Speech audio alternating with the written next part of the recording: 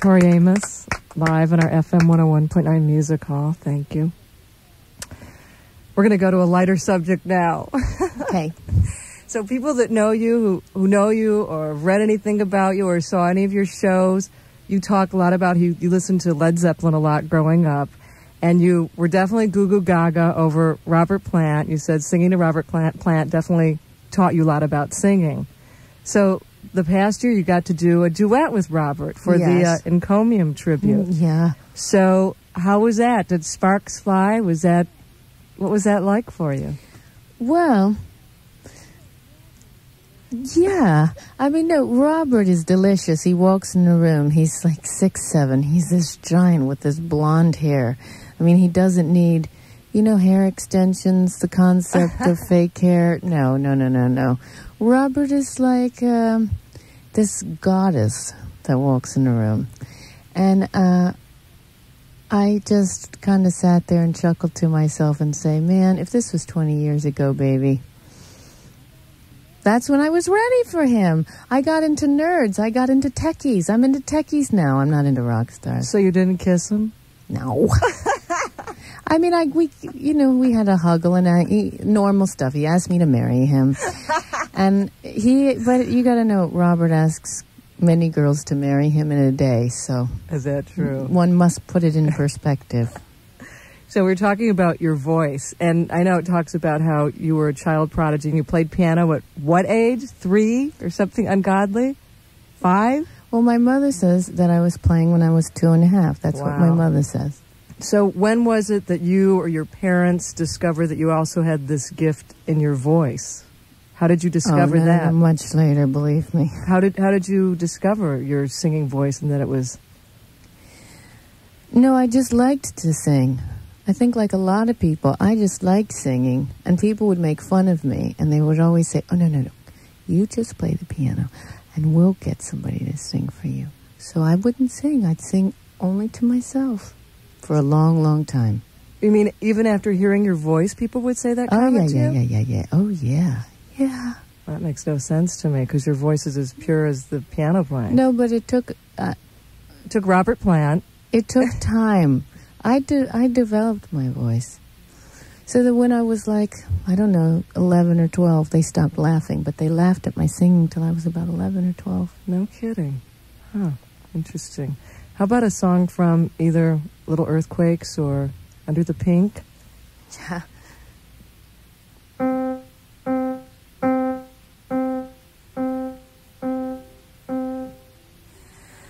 Look, I'm standing naked before you.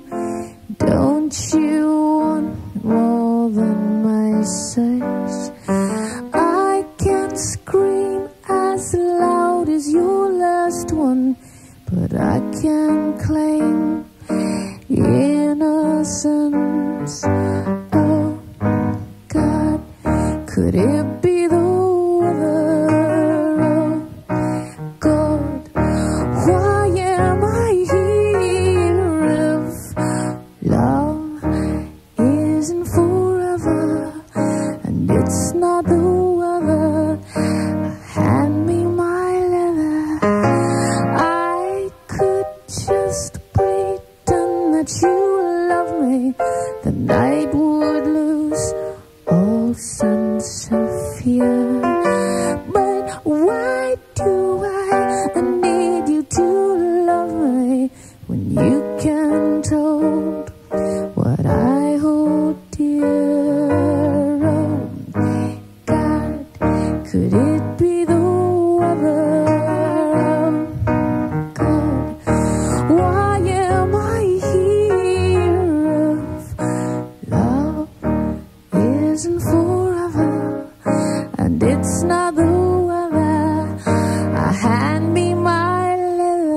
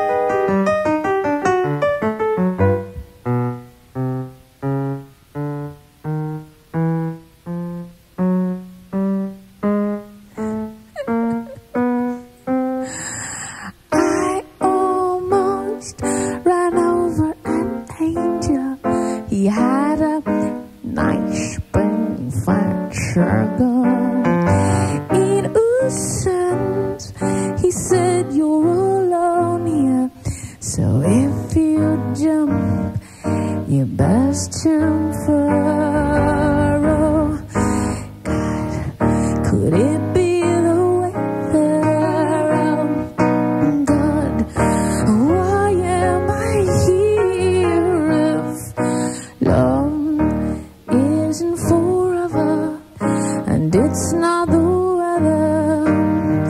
Oh,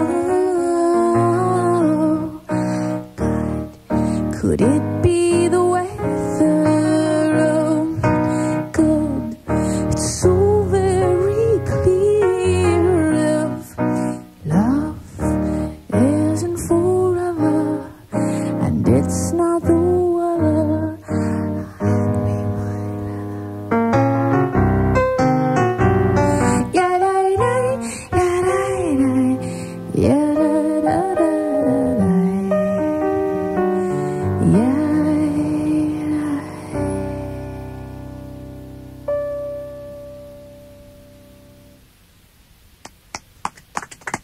I love that song. It's so great. I didn't know how much longer you were going to count on that song, Tori. Well, I had to have some fun. It's like, okay. We have to have fun. Tori and our music hall. So when you were playing, we got the word that we could do 4 songs. Would you please? Okay. Wait. Not yet. Okay. I want to ask you something that's been on my mind. So I'm assuming you were brought up in a religious house. Your dad was a minister, right? Yeah, that's a good way of putting it. Okay. I'm curious, as a friend and sitting here as an artist, I'm curious, at this point in your life, what is your spiritual, philosophical view? Do you believe in organized religion, or? No. Why? There has to be a hierarchy then. I'm not interested in hierarchy. I'm not interested in being a part of it on either level, the controlling side or being controlled. It's about no control. Do you believe there's a higher power somewhere? I don't know. What's your spiritual belief? No, I believe in life force and that we can all tap into it. And it's there for anybody. Right. Everybody. We're all a part of it. Okay, now this is a question. I don't know if it's going to aggravate you, but I am dying to ask you this question. Okay, knowing your background a little bit, what was your parents' reaction when they opened up your CD booklet? And I thought Jay was going to ask you this question last night on The Tonight Show. When they open up the CD booklet and they see Tori breastfeeding a piglet. He asked me when they cut to a break, oh, how's your father with this shot? You know, my parents, the things that people think would bug my parents might not as much. And then other things bug them more. They're great. They tell me what they think all the time. When they saw the shot, they had to sit down, and then after they sat down, then they stood up again. What is the meaning behind that shot? It's about what is hidden, what we hide from ourselves, what is not kosher, what is wrong. And I really have a hard time about all the shame, especially coming from a serious Christian upbringing, shame of your feelings, of what you're just feeling. But if you bring those out in the open, it's like, okay, you can speak your truth if it's the truth that we feel you should have. Next player, wrong. That's not okay. Okay, I get it now. I really wanted you to explain that. It's about speaking your truth. Yeah, whatever it is. Right. I mean, there are a lot of things we hide. There are a lot of things I hide from myself. And there's so many things I wouldn't admit to myself because I judged them so harshly. And then they became these demons. Then they became cities and huge condos instead of just being this little thought. Right. So your tour, are you going to be just with your piano, or are you going to have the configuration you had on the Leno show with bass and drums? No, I'll have the harpsichord and the Buzendorfer with me. And I say that because it's just a different piano. The Boozies are just, they're alive and they're real, and I have such respect for the people that make them. They just make me hear the piano differently when I play them. There'll be guest musicians showing up, popping up all the time. They'll cruise through, they'll take off, and others will show up.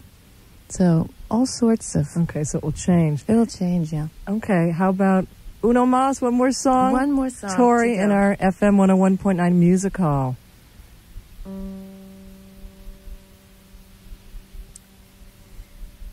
This old man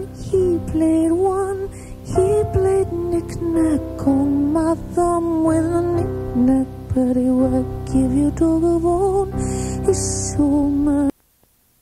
He played knick-knack on my shoe with a knick-knack, paddywhack, give you dog a bone. His soul man came rolling home.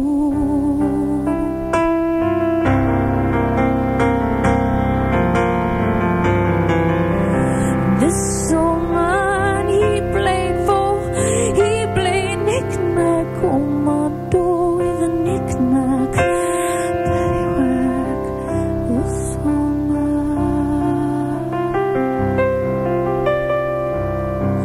And I'm free,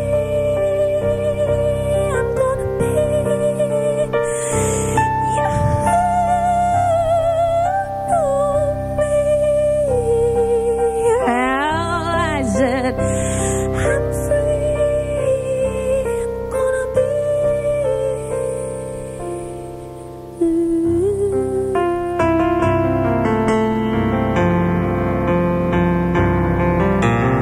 this soul man, he played ten, he played knick-knack on my shit, on my shit,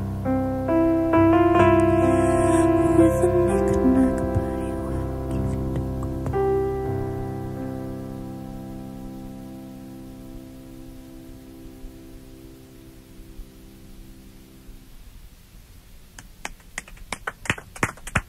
Tori live in our FM 101.9 Music Hall. So people are wondering, since you're in LA, when are the LA dates going to be announced?